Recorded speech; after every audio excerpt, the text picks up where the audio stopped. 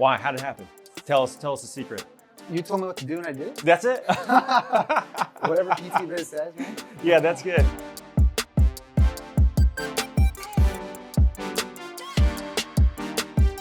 Hey, Danny Matta here with PT Biz, and we were in Fort Worth, Texas. We're visiting Elevation Athletics, seeing Ryan Perez and his standalone space that he is already busting at the seams at. He's got 3 staff PTs, great build out, and really, more importantly, he's got a really clear idea of where he's going over the next few years. So let's head in, check it out, and learn all about it. What's up, man? How you doing? How's it going? Going good. All right, We're here, Fort Worth, Texas. We're at Elevation Athletics. It's Ryan Perez's place. This place is growing like a weed. We're super excited to show off what he's doing. This is a relatively new standalone space for you, right? How long have you guys been in this space? 1 year in July. So 1 year. 1 year, a couple months, yeah. Yeah. So before that, you started off, you were in a gym. We're in a gym, yeah. Through 1 year, 3 staff PTs and yourself. Like, that's fast. Like, why? How did it happen? Tell us the secret. You told me what to do and I did it? That's it? Whatever PT Biz says, man. Yeah, that's good. Well, you're very coachable. You show up, I'll tell you what, the one thing that you do, we were actually talking about this, you show up on all the like coaching calls that we have, you ask questions a lot, you're like actually really trying to like learn and grow.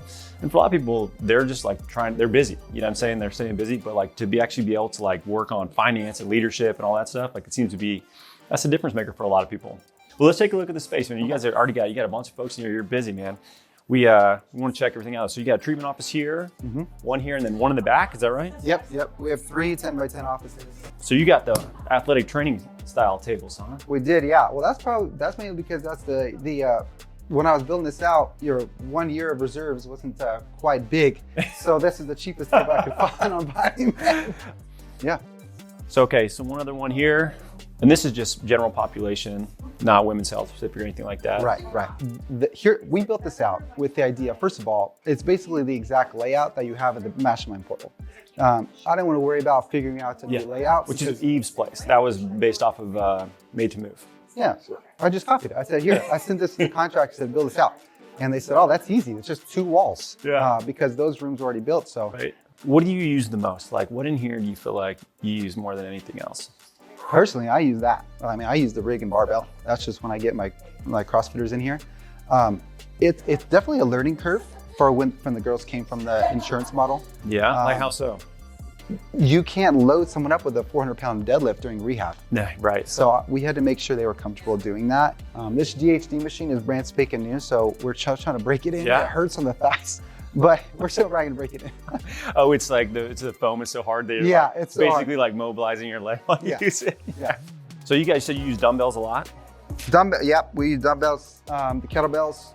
You should have seen this place when the first couple of months I had those dumbbells just lined up. Medicine balls were just everywhere on the floor laying out until we started getting a little bit more organized. Even the plates were stacked up. How did that happen? That wasn't your strong suit? That was like somebody else? Once I brought Bailey in detail-oriented people? Yeah. So my thing that I focus on now is just the overall vision, and I'm more of the community networker.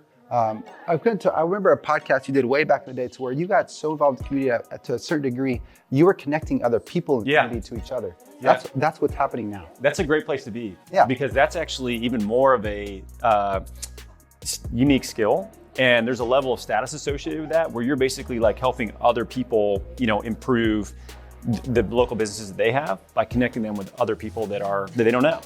There's a distinction. Some people are clinicians first, business owners second. Other people are business owners first. They happen to be a clinician, right? So like you seem like somebody that has leaned way more into the business side and really learning that and not necessarily as interested in maintaining the clinical side. Is that accurate, or would you say like? 100%, because here's my philosophy. If I see 25 patients a week, I can help 25 patients a week, 100 patients a month get better. Or I train staff in the ways that I know works that are different. And now we have the potential to have 300 patients. Exactly, yeah. And I can have that indirect influence on those 300. Yeah. And then the sky's the limit. Yeah. So I don't have a direct connection anymore, but I have a direct connection with my staff. Yeah. So where I can train them in the best practices to where I have bigger influence. Well, let's check out this last room. Let's see what you got going on here. You guys, it looks like you're doing like decent amount of dry needling in every room, huh? You guys do a good bit of that? Oh yeah. so much money every month on dry needles, but that's fine. It gets outcomes.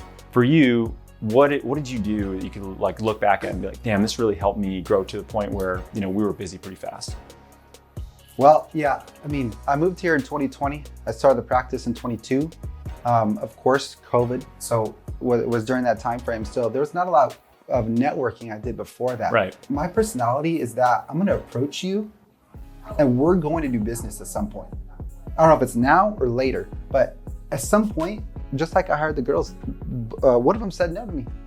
Really? I kept pursuing them, right? And they finally agreed to come over because they saw this growing so much.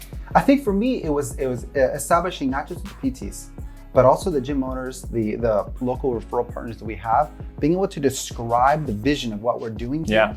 People want to be on board with that. Yeah. You know, at the front, we have the vision all on the wall up there, so it's clear for everyone to see. And if I'm clear in the vision, so are the team's clear in the vision, right. The partners are clear in the vision, they understand what's going on, and they want to be a part of it. Yeah. It's almost like we're an exclusive club. At this point, we have our banners up in 12 gyms. And so for us, we're creating a network and community to where if another PT, God bless them, if that they want to do, but they're going to have our banner in the gym they're going to rent from.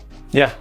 That's just the way it is. And unfortunately, people, like you're saying, people are too hesitant. Yeah. Well, I think what I see, I'd be interested to hear what you know, how you feel this is going to look over the next 5-10 years. But I think what's going to happen and what I see right now is there's the trade-off or the lateral transition of I go from working for somebody else and I'm busting my ass. I'm tons of notes, tons of patience. And even if I'm like moderately successful over here, but one-on-one, I can see fewer people, I can see more people that I like, and they feel, they enjoy the work better, right? So like they get that love for the passion for the work back in a cash-based practice. Mm-hmm.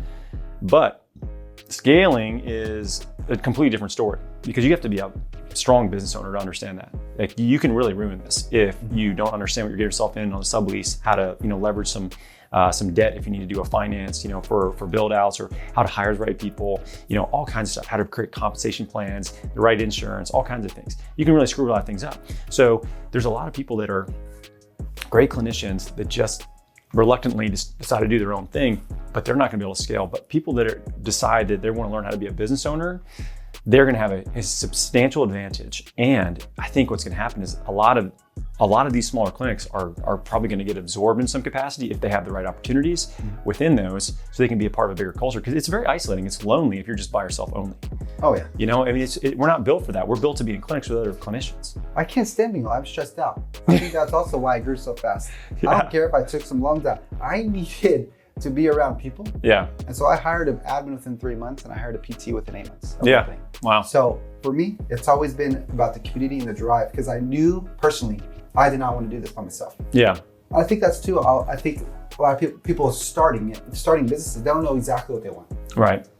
I know exactly what I want, and I think that's too part of why we grew so fast. Yeah. It's not just, you know, me going out there and connecting, but internally, I knew what I wanted and I knew where I was going. Yeah. And now, by starting from the clinical rainmaker to the mastermind, it gave me the steps to get there. What do you think this looks like over the next 5 years? I'm interested. 5 years from now, you know, what does Evolution Athletics looks like? Well, 5 years from now, this place is going to be like busting. So. Oh yeah, you're going to run out of space here way faster than that. Yeah. Once this is our first day, and then this room is filled, so we're pretty much busting at the seams in the next 5 months. So yeah. For us, we already have about 3 or 4 gym owners asking us to set up a satellite. So we're probably going to go down that route of some sort. I don't know what that looks like, but we're going to go down about 3 to 4 more clinics in the area, because our reach will be better. That goes back to what I said earlier. Well, I'm not going to stop at 300. Like, I want to have an impact on more patients than just 300 a month. And so for me, if I open up in different areas, then we can train PTs in our model to where they can have a better impact for the most people that they possibly can. Yeah. Right? So we want this place, my 1 to 2 year goal here is to get this place as profitable as possible, to where it's sustaining. I can step out, still pay myself when I'm paying myself with the 3 girls. And then satellite offices, the staff wants me to blow that wall down first. So that might happen, but we'll see. But it's gonna be more clinics. Yeah. And Well, this is awesome, man. This was one of the clinics I was really excited to, come check out, and knowing your store, and you're always on our calls and stuff. I would say that's one thing that's, I know everybody's busy, but you're a busy guy, and getting on these subject matter expert calls to learn from other people is not necessarily something that everybody, prioritizes. I wish they would, and maybe after watching this, they'll prioritize a bit more, seeing the growth that you've had. And to your credit, you've put a lot of effort in. So this has been awesome. You should be really proud of this. Your staff, obviously, they look awesome. You've got a great team, and it's going to be interesting to see where you're at in the next 5 years, but we're excited we get a chance to see it. So in 5 years, you get to look at this and you'll be like, all right, was Ryan right? Was he wrong? We'll see, but we got the proof. So anyway, thanks for having us, man. We really appreciate it. Guys, thanks for watching. We'll catch you in the next one.